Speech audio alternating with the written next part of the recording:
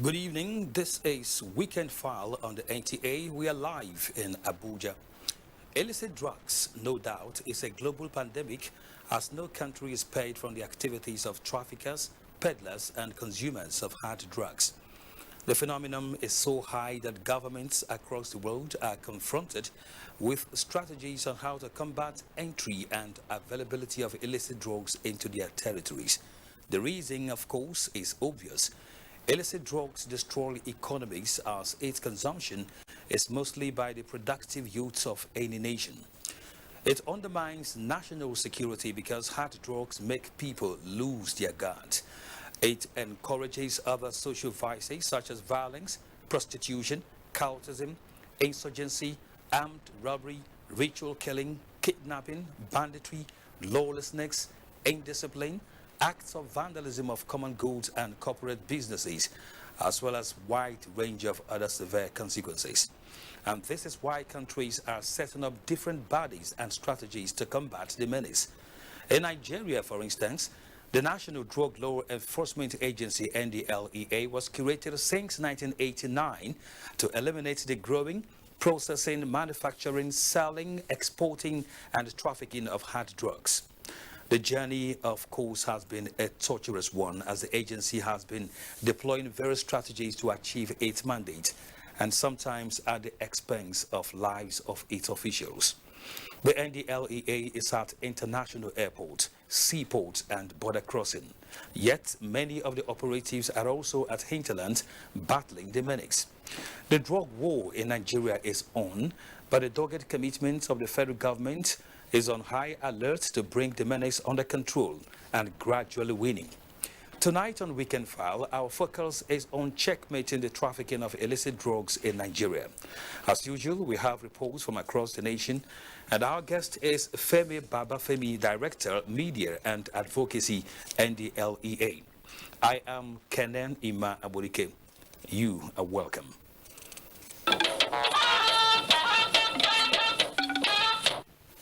The news now. President Muhammadu Buhari says support by the United States has made a great difference in Nigeria's effort at stamping out terrorism within its borders. Receiving in audience the permanent representative of the U.S. to the United Nations, Ambassador Linda Thomas-Greenfield, the president believes that with the supply of the Super Tucano aircraft, ending the security challenges in Nigeria is only a matter of time. State House correspondent Adamu Sambo reports. Issues relating to the scourge of coronavirus, insecurity, governance, and climate change dominated the interactive engagement between President Muhammadu Buhari and the U.S. diplomat. With about 70% of her work at the United Nations focusing on Africa, Ambassador Linda Thomas-Greenfield expressed worry over the recent military takeover in Mali and Guinea, which eroded democratic gains achieved over the years. We're hoping the American government that Nigeria would play a role in stabilizing the situation with regards to these coups that are now occurring in the West African region, and that they're looking to Mr. President to use his influence and goodwill with regards to that. She confirmed that the 6 remaining A-29, that's the Super Tucano planes that have been promised to Nigeria, are on their way to be delivered by the end of this month. And they spoke also about COVID. The U.S. Perm Rep talked about the vaccines that are now being delivered to Nigeria.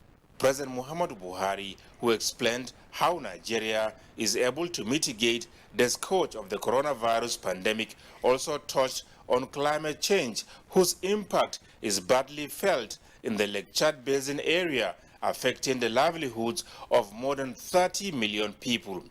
He therefore canvassed concerted action on interbasin water transfer from the Congo Basin towards recharging the receding Lake Chad.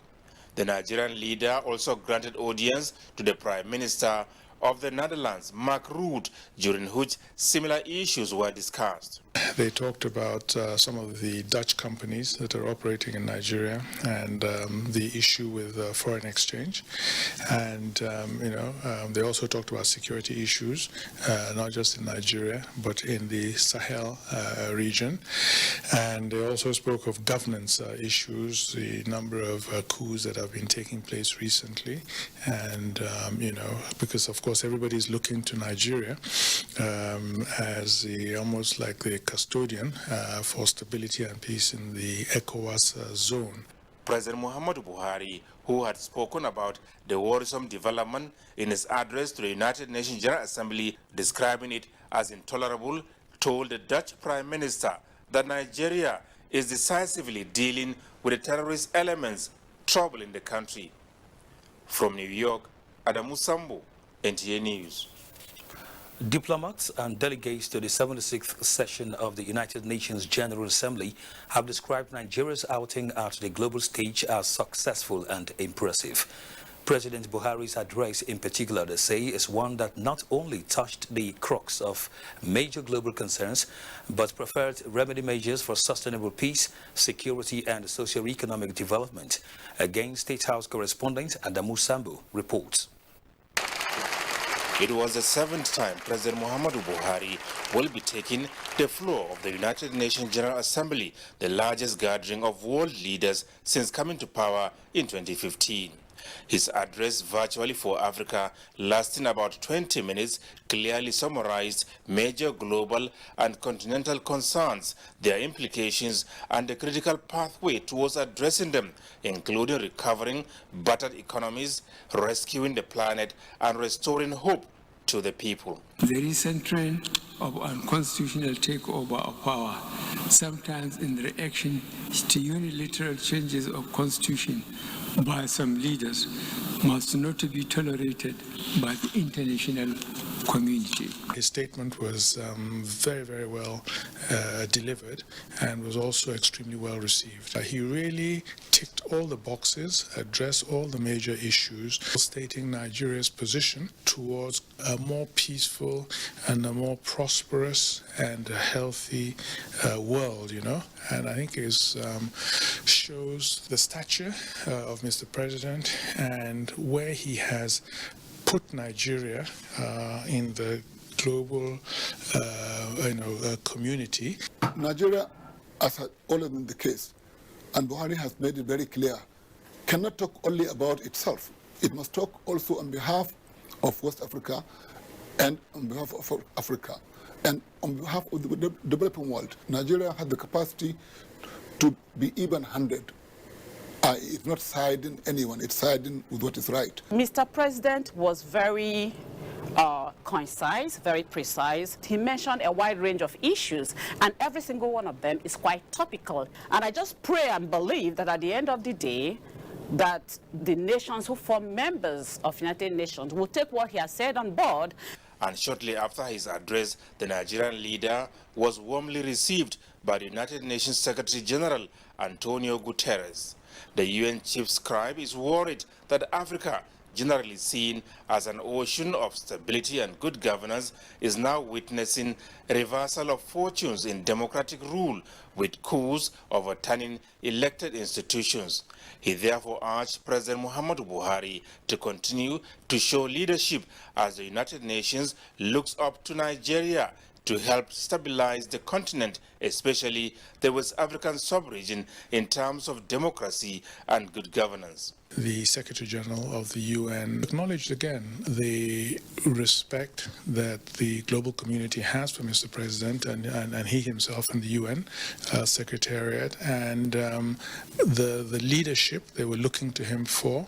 Not just in West Africa, but also in Africa generally and globally. Mr. President thanked him also for the excellent cooperation that the United Nations has been extending to Nigeria in different fields, including the humanitarian area and in terms of technical cooperation. President Buhari applauded Mr. Guterres for his global leadership and assured him that Nigeria is ready to support and work closely with the United Nations towards achieving sustainable development goals. From New York, Adamu Sambo, NTA News. Let's talk transportation now. As part of efforts to ensure safety on Nigeria's waterways and reduce unemployment rate, the federal government has flagged off removal of 14 critical wrecks on Lagos waterways. Olumide Guntula reports that the Minister of Transportation, Rotimi Amechi, sets the ball rolling. One of the challenges the world maritime sector, including Nigeria, is facing is the issue of wrecks and relics in waterways.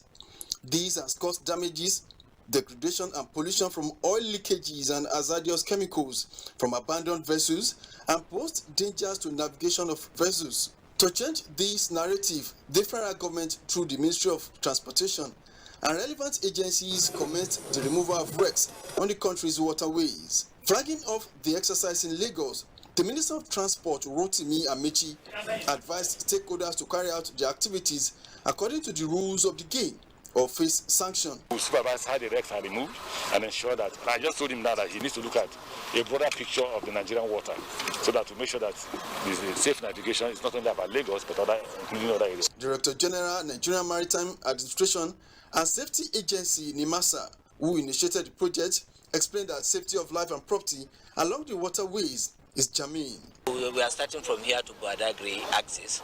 We'll come back and do the Western Zone axis, which comprises the entire Lagos zone. Then we go to Eastern Zone with headquarters in Port Harcourt. Then we go to Central Zones in Warri. So the whole country will feel the impact. The NIMASA boss said this will also aid the economic growth of the country as waste will be turned to wealth, while more jobs will be created for Nigerian youth. He commended the federal government for approving the exercise, which is in line with the present administration's promise to Nigerians. Other stakeholders unanimously resolved that maritime vigilance will be prioritized to stop criminals who use abandoned vessels to perpetrate evil, among other illegal activities in the sector. In Lagos, Olumide Guntula, NTA News. In the meantime, the federal government has appealed for understanding of motorists on the ongoing construction work on Bida-Lambata Road, saying government is committed to deliver a quality work that will stand the test of time. The Permanent Secretary, Federal Ministry of Works and Housing, Babangida Hussaini, made this appeal over the weekend.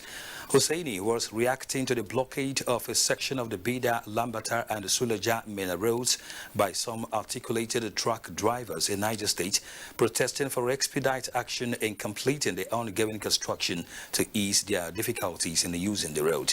The Permanent Secretary also noted that the rehabilitation work has not reached the sections that collapsed, but the contractor has been directed to do palliative work on the affected sections while the construction progresses as scheduled.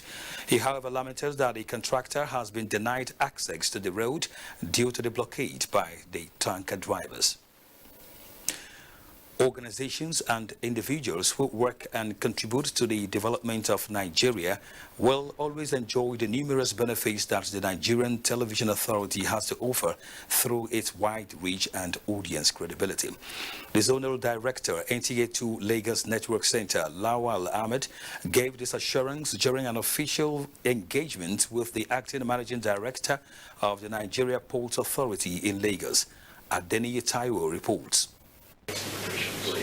Leading some members of his management team to the office of the Acting Managing Director of Nigerian Ports Authority, the Zonal Director NTA2 Lagos Network Center, Lawal Hamid, said the mandates of the two organizations will be better realized with improved synergy.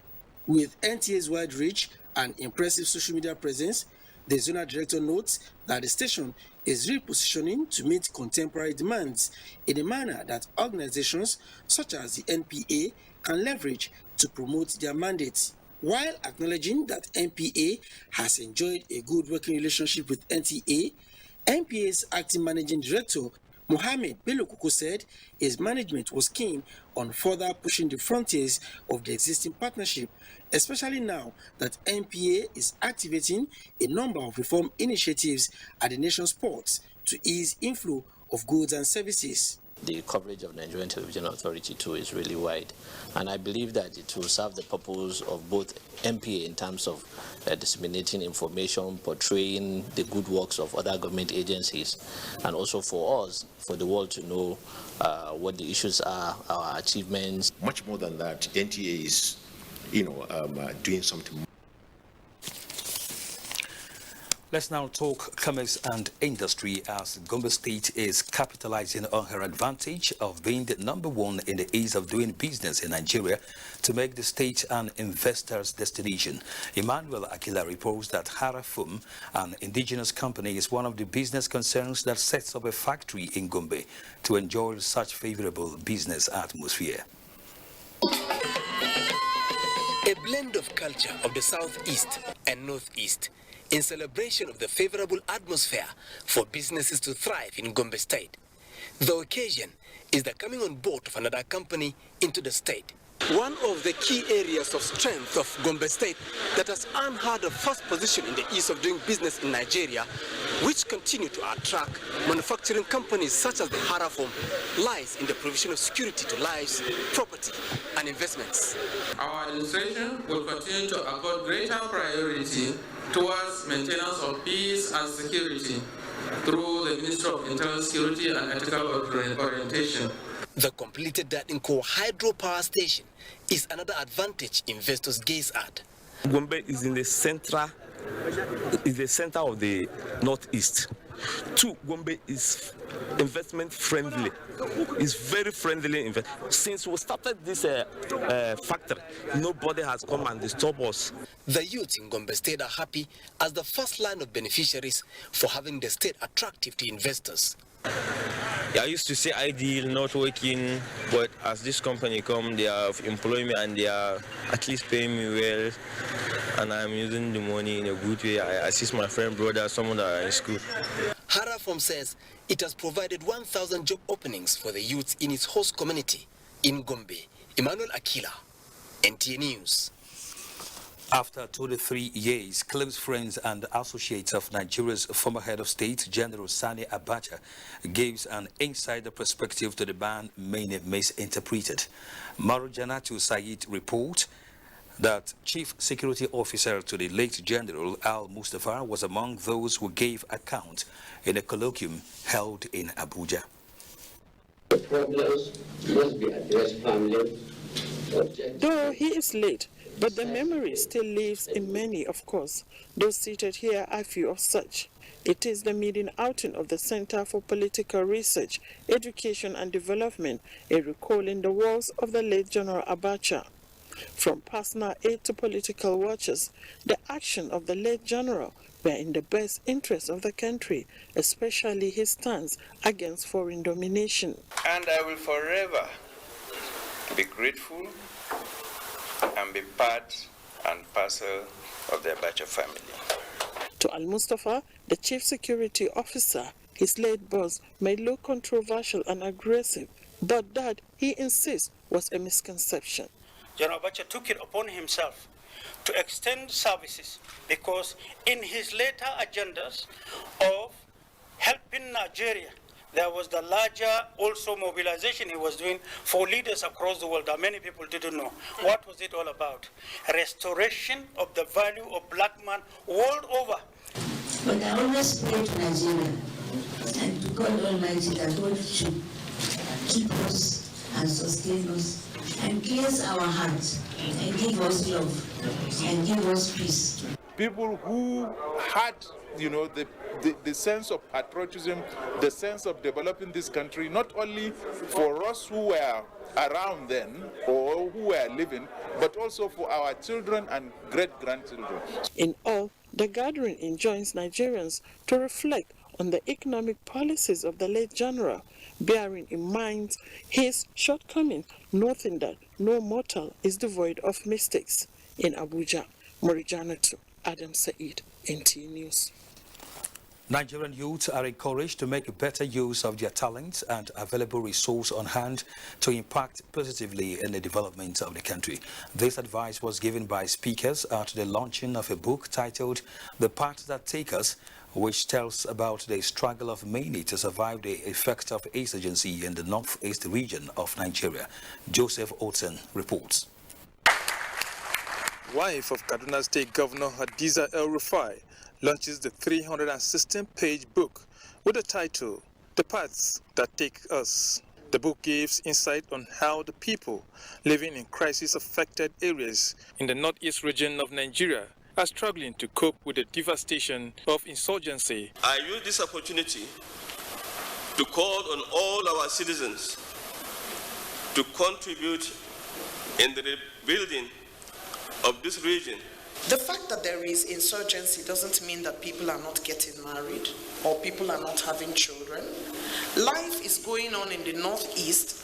The writer Aliu Baba Ari uses characters of a soldier fighting the Boko Haram insurgents without the knowledge that his own brother is a member of the terror group. A kidnapped girl child deprived of education and finding a life out of the shadows of Boko Haram to buttress his story. You keep hearing every day in the news that 2 million people have been displaced, tens of thousands have been killed. And these people, they don't have one story. They have 2 million stories or tens of thousands of stories. And so, yes, it's about time their story got told to the world. He is an engineer and he came up to be a writer. So the publishers has mentioned it, that I think she was also being inspired by him. In Abuja, Joseph Utsen, NTA News. In health, stakeholders on COVID-19 vaccination in the South-South geopolitical zone are recommending drastic measures to check the level of propaganda on the social media in order to achieve success in the vaccination process. This formed part of the observations made at a town hall meeting in Benin City on COVID-19 vaccination. Goodluck Enaini reports. Nigerians against the deadly coronavirus is ongoing, but the Presidential Steering Committee is not at home with the turnout of the citizens. What then could be responsible? This is the reason for this meeting. The Minister of Health, Dr. Osage Hanere, explains the position of the federal government. The government of Nigeria will be advised to reduce risks to Nigerians by requiring a vaccination of 70% of our population. We will provide Nigerians with the information that they need to take the right decisions. It's very important that all of us, we organize to counter misinformation. The resolution of National Assembly that all vaccines must be verified, safety assured before it can be administered. For Governor Baseki, Edo State is on the march as its target to vaccinate 1 million persons is on course. 98% of deaths recorded in Edo State has totally been of people who have not taken the vaccine. This underscores our decision to take the bold and unwavering stance. These stakeholders say they are now better enlightened and promised to educate their subjects. There are many instances in the scripture that will be used to encourage you to take it. If you look at the danger that COVID-19 represents within the context of what is permissible in Islam, there are situations where it becomes compulsory. The palace supports all the policies, all what Edo State government is doing to curb the pandemic. In Benin, Goodluck Enaini, NT News. The British High Commissioner to Nigeria, Ketiona Leng, says the United Kingdom is committed to global access to vaccines and is among the largest financiers to COVAX. She notes that UK has donated 1.2 million vaccines to Nigeria through COVAX and will continue to provide support. She emphasized that the COVID-19 vaccines administered in Nigeria are approved by the UK, including the Oxford AstraZeneca, Moderna, Pfizer, and Johnson & Johnson COVID-19 vaccines used in Nigeria. On the rules concerning international travel to the UK, the High Commissioner says UK is committed to opening up international travel and the country is using COVID-19 vaccination certification process to enable those wishing to enter the UK to do so safely. From 4th October, the current system will be simplified. There will be a single red list of countries and territories where stricter rules apply, and there will also be a rest of the world list with simplified travel measures. The rest of the world list will include countries currently on the UK's amber list, such as Nigeria. Travel rules are kept under regular review, and people planning to travel to the UK should regularly check the latest information. The federal government has banned secondary school students not in terminal classes from applying and sitting for the West African Senior School Certificate Examination. The National Examination Council, NECO, and National Business and Technical Examinations Board, NABTEB, across the country. A circular signed by the director of the Senior Secondary School, Binta Abdulkadir, says any students, particularly in public schools, not in the terminal classes found to have written the examination would be expelled, adding that the decision to restrict students in senior secondary SS1 and 2 classes from sitting for external examinations was taken to maintain decorum and boost standards of education in schools. Now, President Muhammadu Buhari felicitates with Raheem Adedoyin, chairman of the editorial board of Herald newspapers, on his election to the executive board of International Press IPI Institute in Vienna. The president joins the Nigerian media, reputed globally for his vibrancy and dynamism, in celebrating with Adedoyin, who is the secretary of the IPI in Nigeria. President Buhari believes the renowned journalist and administrator will bring his wealth of experience to the operations of the IPI, which focuses on press freedom and welfare of journalists across the world. The president also congratulates the other elected members of the board from various countries, while wishing the 70-year-old institution and its members the best. You're watching Weekend File on the NTA. Let's go for a break. When we return, more news. Welcome back to Weekend File. If you are curious about the fate of drug traffickers, then your answer is not far-fetched. In this report, Abdul Malik Hassan tells us more on the efforts to curb illicit drugs trafficking in Nigeria. Some have been deceived, but for many, seeking for a greener pasture ended up in the dragon nest. The recent is the arrest of David Moses, not real name, a 38-year-old suspected drug trafficker, and the uncovering of 2.3 billion naira worth of cocaine at the Nnamdi Azikiwe International Airport, Abuja, upon arrival from Bamako, Addis Ababa. I decided not to ask much questions because he just told me, go, they will give you this bag. When you get to Abuja, you take it to Lagos. But before you get to Lagos, I'll give you a number that you call. Then the guy will give you 500. I hope it will be sufficient for what you need. I said yes. Things have turned out the way they are now.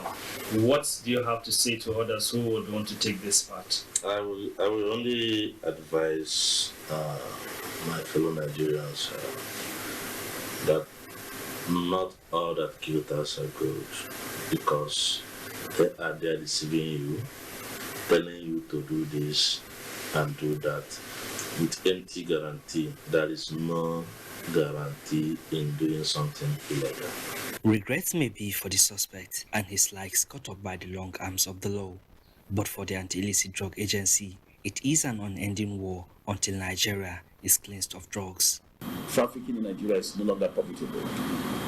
It is now made a difficult process for them to come in or to go out. And those within, we're also closing on them. Officers have now been put on alert, 24/7 alert, to ensure that nobody, including those farmers who are planting cannabis, or those who are manufacturing methamphetamine, or those with clandestine laboratories manufacturing any form of drugs, they're now warned to desist from doing those things. Because we're not just going after arresting and prosecuting them, we're going after their properties, which is the proceeds of those crimes. Not forgetting the nexus between drug and crime, experts say its usage manipulates one's behavior. Most of these illicit drugs, they have the effect on the central nervous system, especially on the brain. So there is a problem with, they eventually cause, damage, to the brain. And drugs like amphetamine, if they tell you some of them would ultimately even cause damage to the brain, they induce seizures. And there is also a problem of, dependency, because they make you high. The story of David is just one of the thousands of suspected drug traffickers apprehended by the NDLEA, and the results are revealing the crime that is being frowned at in the country, with the arrest of over 8,634 drug traffickers and 5 major drug barons controlling different cartels across Nigeria, as well seizure of more than 2.7 million kilograms of illicit drugs. Abdulmalik Hassan, NTA News. Interagency collaboration, including whistle-blowing strategies, have contributed immensely to the successes recorded by the National Drug Law Enforcement Agency, NDLEA, in eradicating trafficking in illicit drugs and harmful substances. Amaka Owo reports that this is evident in the number of seizures recorded on air and seaports, as well as land borders. In illicit drugs and other harmful substances are presently having a hard time, as the National Drug Law Enforcement Agency, NDLEA, and other relevant agencies have left nothing to chance in uncovering all tactics and unsuspecting means devised by drug peddlers within Lagos State. This is evident in the data released by the NDLEA, which shows that between January and August 2021, 122 cases led to the arrest of 121 suspects, of which 105 are male and 16 female. When we receive information from sister agencies, what we do is to study the information we receive and turn it into intelligence, and then carry out surveillance to find out the details concerning that information, identify the people who are involved, and then carry out operations. Immigration Act gives us the power of examination, and we can examine documents, we can examine persons, and in the process, when we come across anything that points to the fact that this traveler could be person of interest, of course we hand over to the appropriate government agency. Nigeria Customs Service says it remains resilient in its mandate of suppressing smuggling activities. Actually, every other week you hear of seizures of drugs, either at the seaport, land borders, or airports. Just last month at Apapa, we recorded 74.119 kilogram of Catagon, a drug that was craftily hidden in some machineries. These synergies continue to enable the federal government in winning the clampdown on traffickers in illicit drugs and harmful substances. In Lagos, Amaka O, NTA News. And joining us in the studio live is the Director of Media and Advocacy, NDLEA, Femi Baba. Femi, you're welcome to Weekend File. Thank you for having me. First of all, let's congratulate the agency for doing a lot of wonders, particularly of recent, because we are monitoring the levels of seizures, huge ones, I must say, and that's a big achievement on the part of the agency. But then the question is this: what is the major attraction apart from money? Because while the agency is doing all this, the menace continues.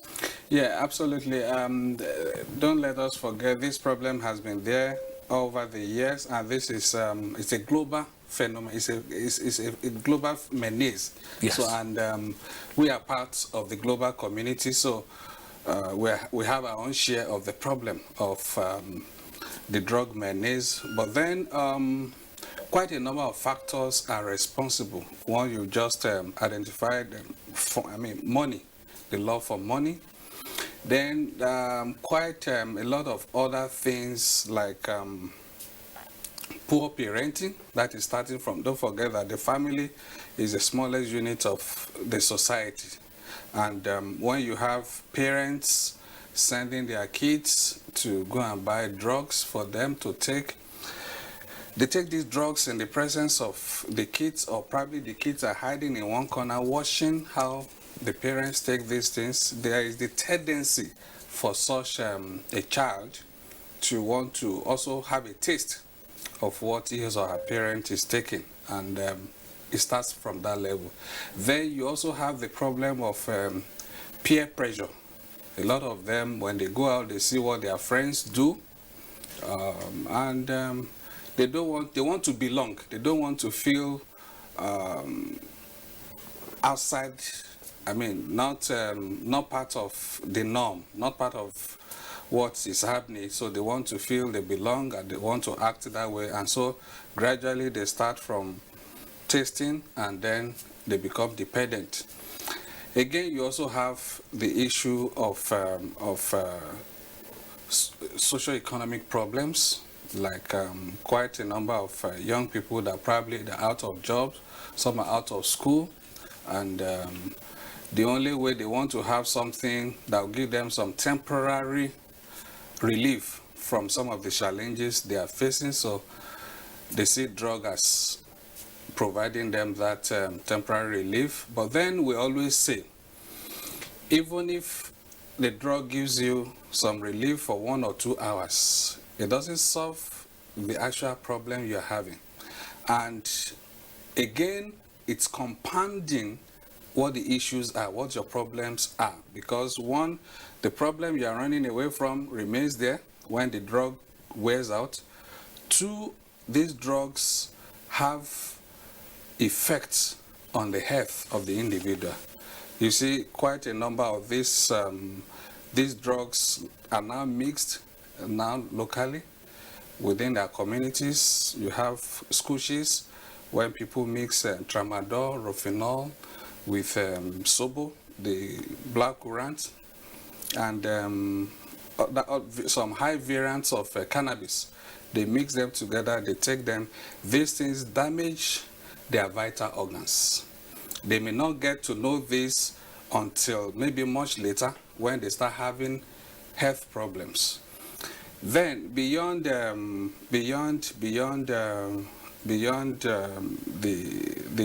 socio-economic factors, you also have people probably from some broken homes, these kind of things, and it still boils down to the family. To the family, the beginning itself. So, and that's why we believe strongly that to tackle this problem, again, we still have to go back to the family unit, to that level.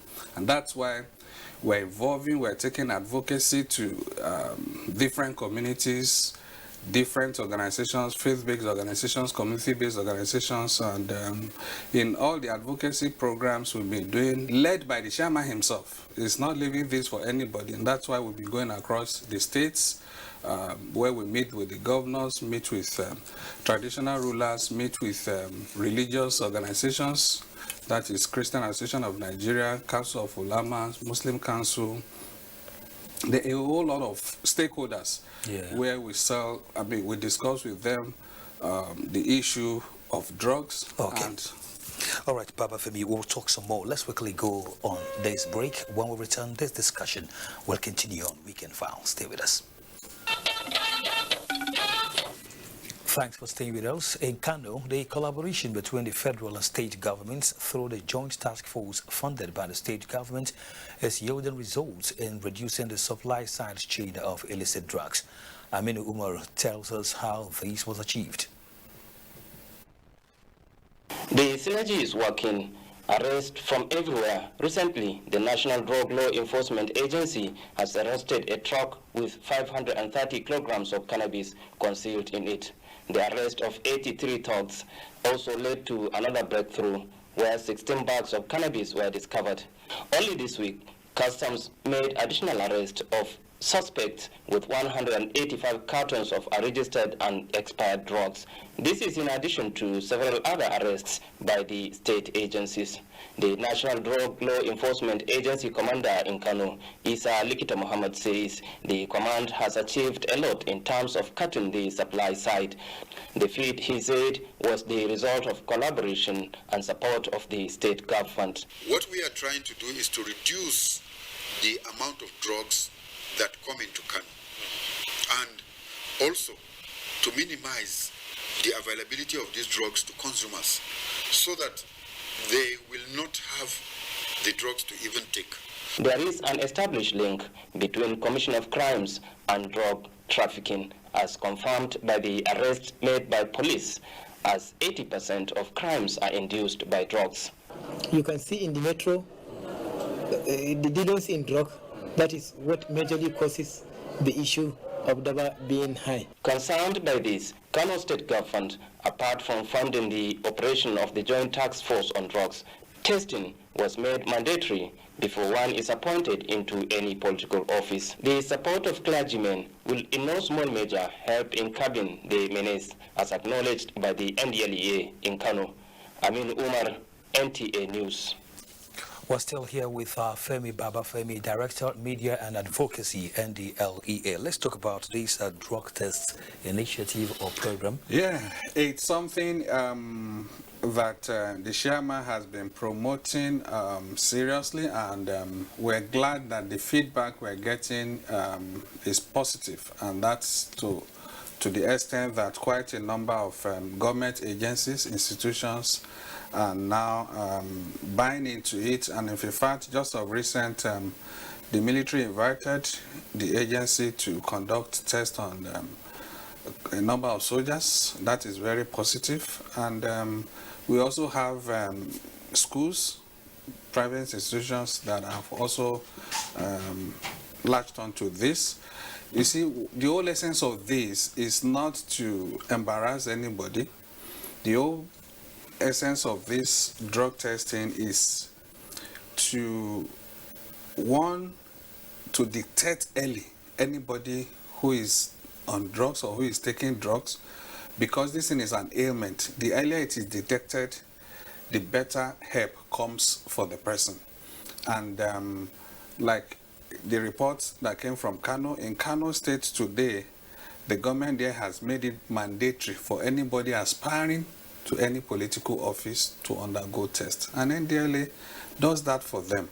So we believe also that this should be universal within the context of this country, because apart from serving the purpose of deterrence, because when you know that before you get married, you have to go through drug tests, before you go for school admission, you go through drug tests, before you even get employed, you go through drug tests, then you will think twice before you get tempted, before you go into taking it. So that is working, and we're really glad, because what, like the example that has been, that the chairman used to cite, we take HIV test, HIV/AIDS test before we get married. It's not in the law.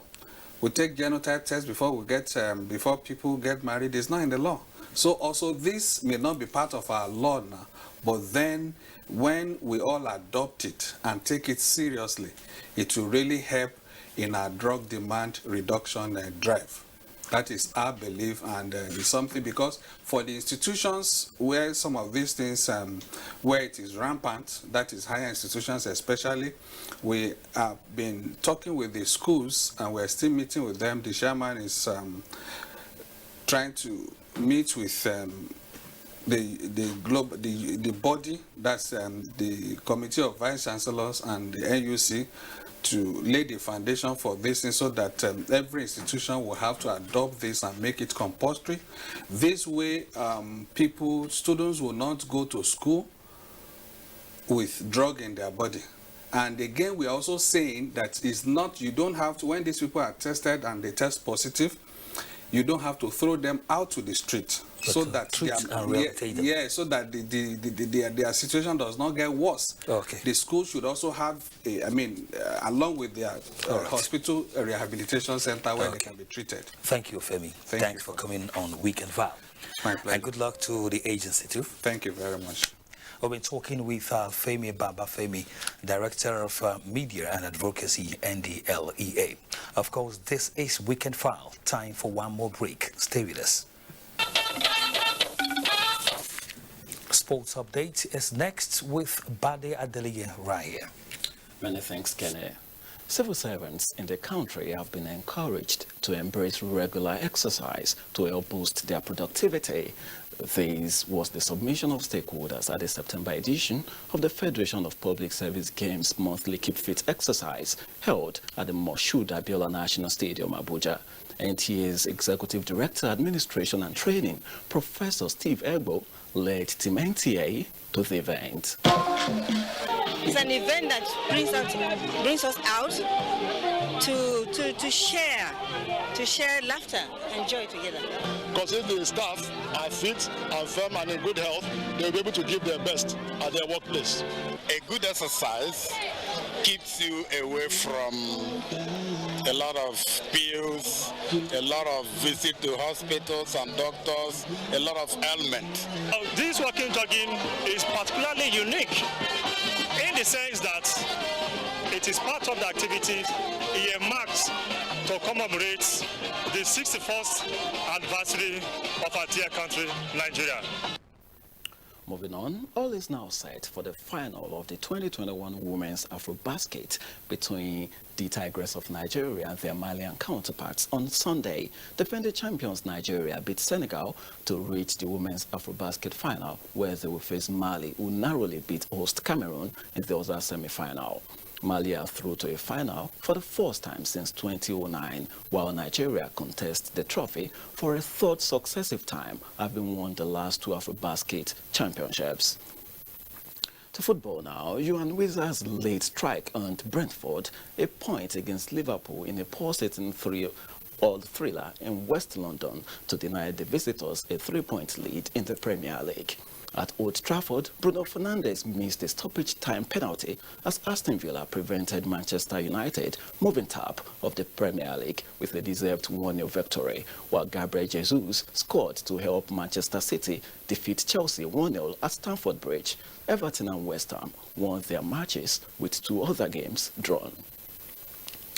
Finally, in a few hours from now, 2 Olympic gold medalists with sterling professional pedigrees will duke it out as WBO, IBF, WBA heavyweight champion Anthony Joshua defends his titles against former undisputed cruiserweight kingpin Alexander Usyk. A win by Joshua sets him up for the winner of the October 9 trilogy clash between WBC titleist Tyson Fury and former title holder Deontay Wilder. An upset by the former undisputed cruiserweight champion sets himself for the opportunity to become a 4-belt title holder in 2 different weight classes.